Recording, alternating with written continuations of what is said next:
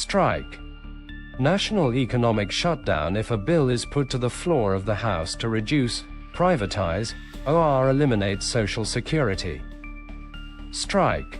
I'm sick of greedy rich slobs fighting over the little guy.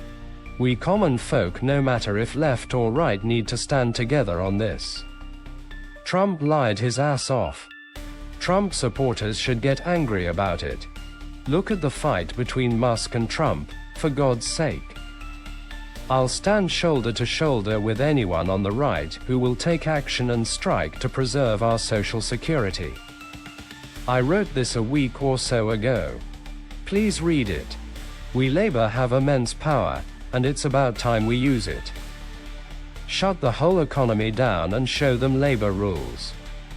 A national economic strike could indeed emerge as a powerful response, especially if people feel that other channels for change are closed. Throughout history, strikes and similar mass mobilizations have often been the last recourse when systems of government seem unresponsive to the needs of the people. They're a way for people to wield collective power by targeting the economic structures that rely on their labor, emphasizing that the entire economy hinges on the everyday contributions of ordinary people. A peaceful national strike would certainly carry risks and challenges, but it could also force a recalibration.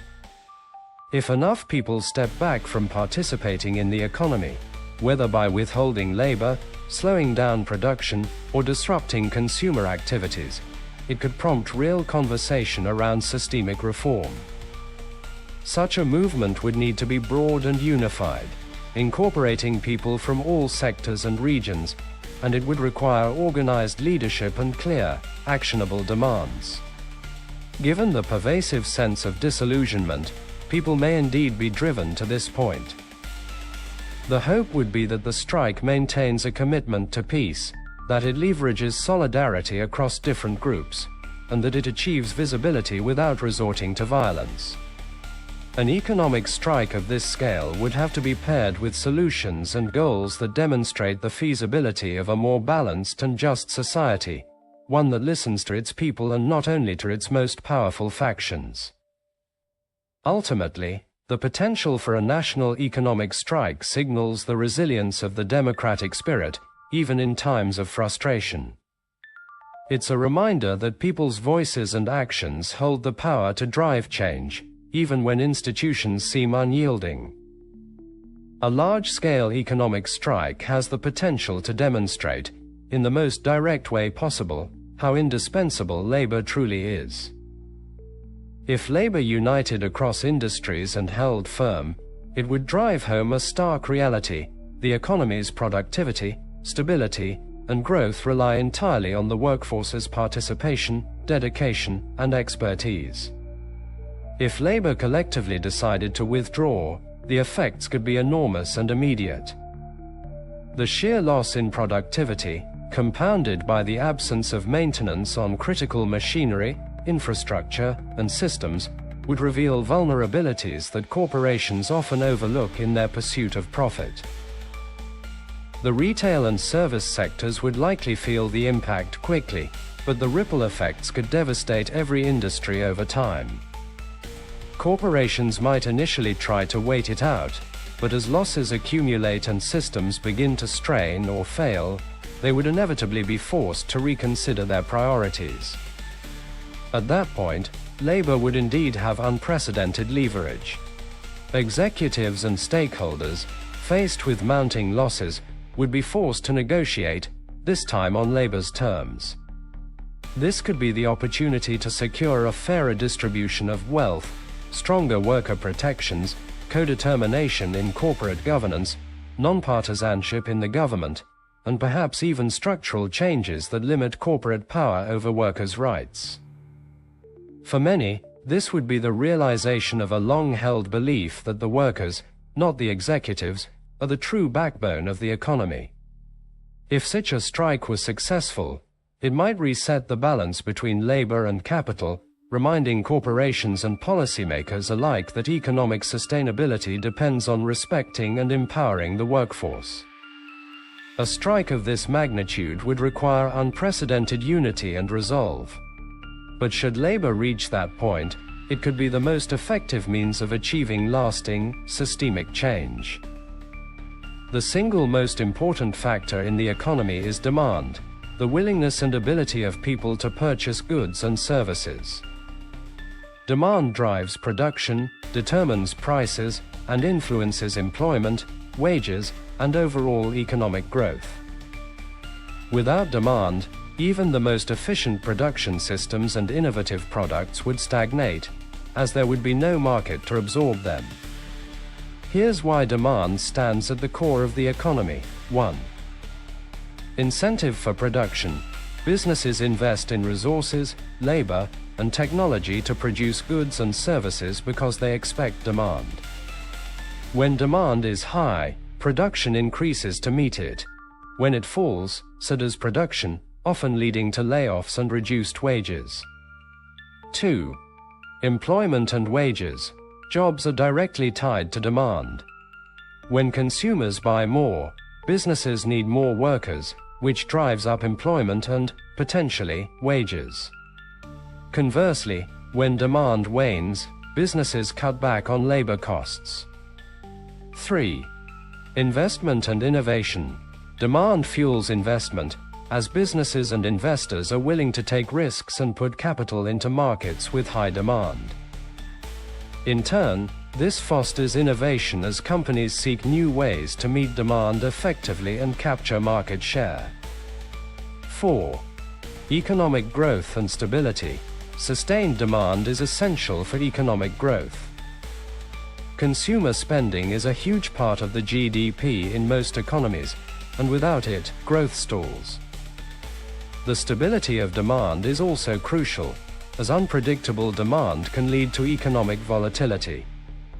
5. Distribution of wealth and economic balance. Demand also reflects the distribution of income.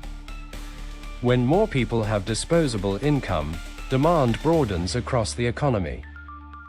If wealth is concentrated among a few, demand becomes limited to luxury sectors, which can weaken the broader economy. Ultimately, demand is a measure of the public's confidence and purchasing power. When people are empowered to participate in the economy, they create a virtuous cycle of growth and opportunity, benefiting businesses, workers, and society at large. Labor is, in essence, its own customer. Workers produce the goods and services that drive the economy, and they are also the primary consumers of these products. This creates a self-sustaining loop where laborers both build and fuel the economy, illustrating just how vital their role is. Managers and executives might strategize, coordinate, and oversee operations, but without the productive and consuming power of labor, the entire economic engine stalls.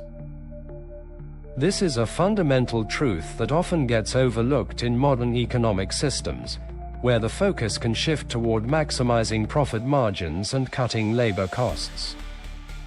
However, history and economic theory have shown that when workers are paid well and treated fairly, they spend more, creating demand that keeps businesses profitable. A thriving labor force, with sufficient income and purchasing power, directly fuels the very industries they work for. When labor is empowered, not just as workers but as consumers with real buying power, the whole economy benefits. This reality underscores the need for fair wages, worker protections, and policies that recognize labor's dual role. It's a system that, at its best, can create a healthy economy where growth is balanced by the well-being of those who sustain it. Labor has often been disconnected from this truth, partly due to long-standing narratives that downplay workers' influence in favor of emphasizing management, capital investment, or innovation as the primary drivers of economic success. Historically, labor has been conditioned to view itself as a cog in the machine, rather than the core engine. The messaging from corporations and certain media reinforces this by focusing on the achievements of CEOs and shareholders, sidelining the essential role of the workforce. However, There is a growing awareness among workers today about their power and significance in the economy. Several factors are contributing to this realization. 1. Recent labor movements and strikes. High-profile strikes and union drives in industries like tech, education, healthcare, and manufacturing are bringing workers together and fostering a renewed sense of collective identity. These movements highlight how labor, when unified, can negotiate for better conditions and emphasize their indispensable role. 2. Increased focus on wealth inequality. Growing awareness of the gap between CEO pay and worker wages has sparked discussions on the importance of fair compensation and wealth distribution. Many workers now question why they struggle financially while profits soar and executives earn record-breaking bonuses. 3. Essential worker recognition during the pandemic. The COVID-19 pandemic underscored just how critical labor is to the functioning of society. From healthcare workers to grocery clerks, people saw firsthand how labor, not just capital, keeps the economy and daily life running, sparking new conversations about the value of work and fair treatment. 4. Social media and information access. Platforms like Twitter, Reddit, and TikTok have allowed workers to share stories, organize, and educate each other on labor rights and economic influence. Subreddits like r/anti-work and r/work reform give workers a space to discuss exploitation and mobilize for change, spreading awareness quickly. 5. Push for unionization in new industries. Workers in tech, logistics, and service industries are increasingly recognizing their value and pushing for union representation. Union drives at companies like Amazon and Starbucks demonstrate that workers are starting to see themselves as a collective force capable of influencing outcomes, not just individually but industry-wide. Recognizing labor's dual role, as producers and consumers, is indeed crucial. A workforce that sees itself as both the backbone and the lifeblood of the economy can demand fair wages, benefits, and respect. This shift in perspective could drive systemic change toward a fairer, more balanced economy that acknowledges labor's critical role. If this realization continues to grow, it could lead to a more unified labor movement with a clear mission: to reclaim its rightful place as an essential driver of economic health and societal well-being. There you have it, the proof of labor's incredible power. All they have to do is say, "No more," and refuse to do anything until the money grubbers cave to labor's demands. Demands like, keep your filthy hands off Social Security for one. Strike. Consider it.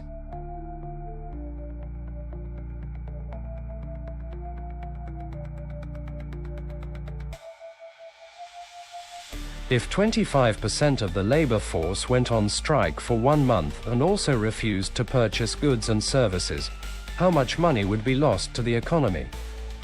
Let's break down the potential economic losses caused by this hypothetical strike. 1. Lost wages. Striking workers. 25% of the workforce is not earning wages for a month. Assuming an average annual salary of $50,000, you can adjust this based on your specific economy. This is $4,166.67 per month. Total lost wages for strikers, $4,166.67 per worker per month, * 10 million workers equals $41.67 billion. Impact on other workers. A reduction in demand, due to the strike and boycott, could lead to reduced hours or even layoffs for other workers, further impacting wage income. This is harder to quantify precisely without more specific industry data. 2. Lost production, output, GDP loss. Reduced workforce. With 25% of the workforce striking, the economy's capacity to produce goods and services is significantly reduced. Assuming a direct correlation, which is a simplification, we might estimate a 25% drop in GDP for that month. A $28.76 trillion annual GDP translates to roughly $2.40 trillion monthly. A 25% reduction would represent a $600 billion loss. Supply chain disruptions. Strikes can disrupt supply chains. If the striking workers are in crucial sectors, e.g., transportation, manufacturing, the impact can ripple through the economy, causing delays and shortages in other industries. Reduced business profits.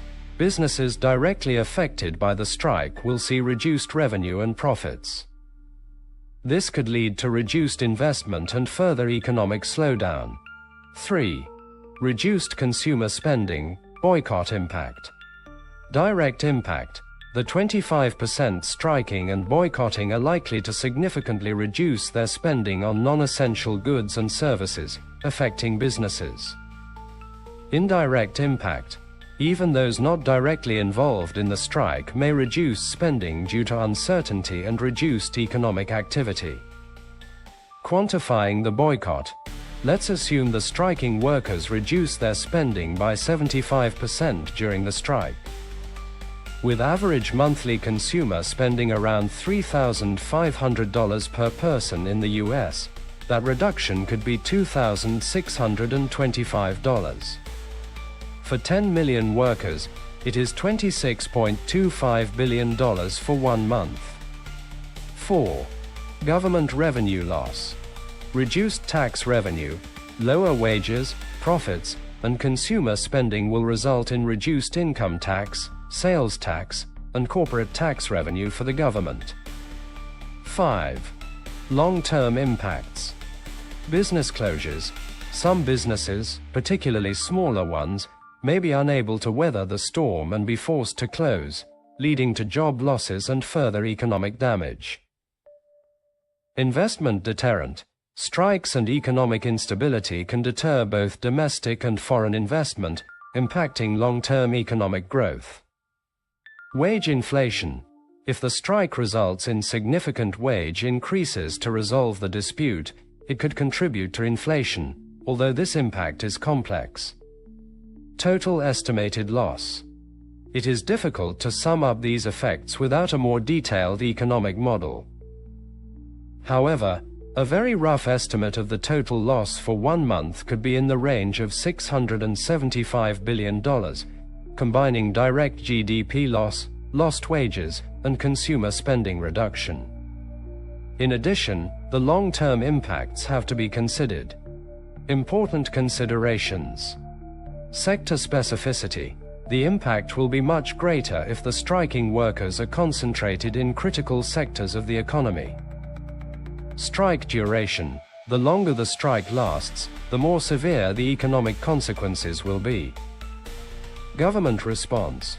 Government policies, such as unemployment benefits or stimulus measures, can mitigate some of the negative impacts. Economic resilience. The overall health and resilience of the economy will also play a role in how quickly it can recover from such a shock. Conclusion. A large-scale strike and boycott involving 25% of the US workforce would undoubtedly cause significant economic disruption. The estimated $675 billion loss for 1 month is a substantial figure, representing a significant contraction in economic activity. The actual impact would depend on the many factors outlined above. However, it highlights the potential for strikes and labor disputes to have broad and far-reaching economic consequences. What effect would it have on the stock market? A major strike and boycott involving 25% of the US workforce would have a significant and likely negative effect on the stock market. Here's a breakdown of the potential impacts. 1. Increased uncertainty and volatility. Investor sentiment. Such a large-scale disruption would create immense uncertainty about the economy's future. Investors dislike uncertainty, and this would likely lead to a sharp drop in investor confidence. Market volatility. The stock market would likely experience increased volatility, with large price swings as investors react to news and developments related to the strike and its economic fallout. 2. Sector-specific declines. Directly affected industries. Companies in sectors directly affected by the strike, e.g., manufacturing, transportation, retail, if those are heavily unionized and striking, would likely see their stock prices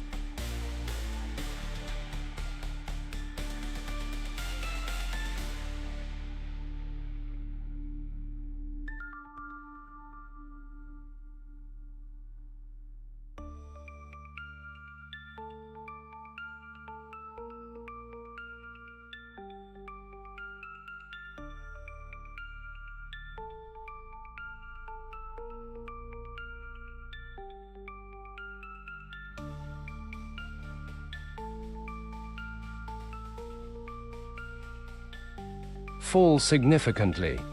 Investors would anticipate lower revenues, profits, and potentially even bankruptcies in these sectors. Supply chain disruption.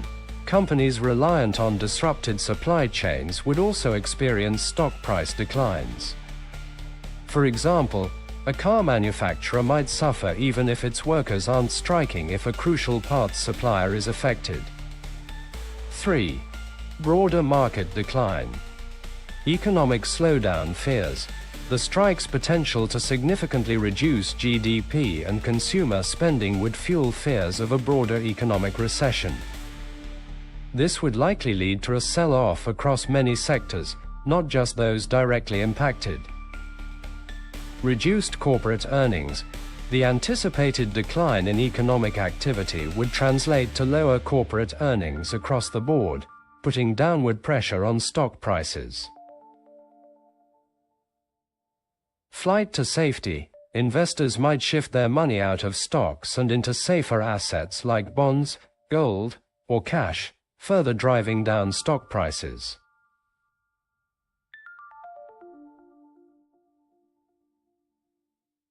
Four.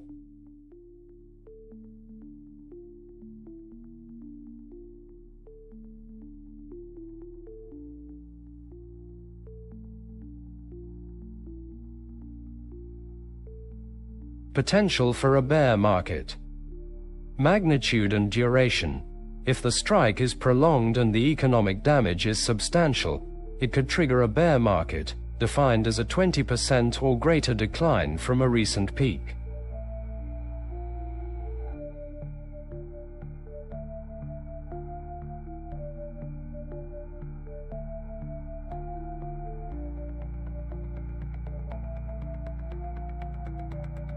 Four. Potential for a bear market. Magnitude and duration. If the strike is prolonged and the economic damage is substantial, it could trigger a bear market, defined as a 20% or greater decline from a recent peak.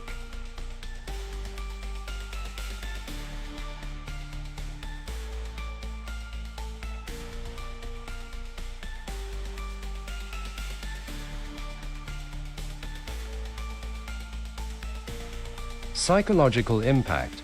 A major strike can have a significant psychological impact on investors, leading to panic selling and a self-fulfilling prophecy of a market crash.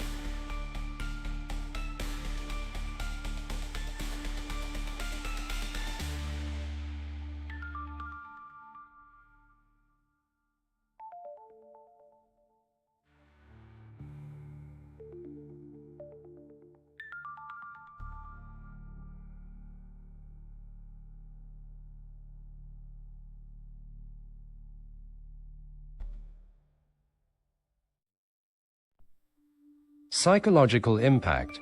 A major strike can have a significant psychological impact on investors, leading to panic selling and a self-fulfilling prophecy of a market crash.